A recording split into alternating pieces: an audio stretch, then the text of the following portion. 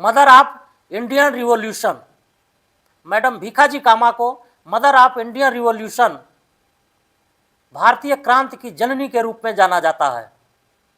Madam Bhikaji कामा का जन्म 24 सितंबर 1861 को भारत के बंबई शहर में एक समृद्ध पारसी परिवार में हुआ था।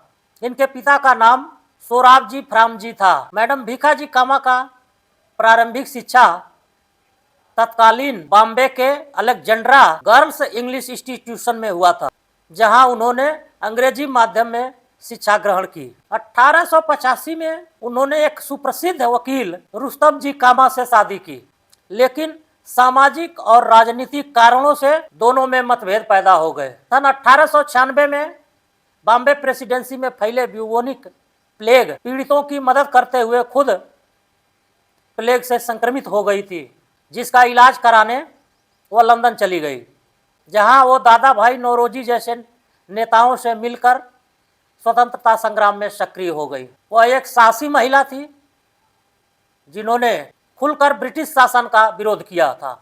उनके उग्र राष्ट्रवादी कार्यों और ब्रिटिश विरोधी गतिविधियों के कारण उन्हें भारत से निर्वासित कर दिया गया, जिसके बाद वो फ्रांस चली गई।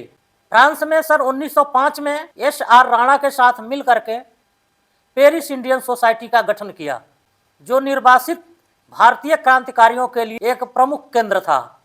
22 अगस्त 1907 को जर्मनी के स्टटगार्ड शहर में 7वें इंटरनेशनल सोशलिस्ट कांग्रेस में उन्होंने सबसे पहले विदेशी धरती पर हरा, केसरिया और लाल रंग का तिरंगा फहराया था, जिसके बीच में वंदे मातरम लिखा था, जिसे भारतीय राष्ट्रीय ध्वज का प्रारंभिक संस्करण माना जाता है।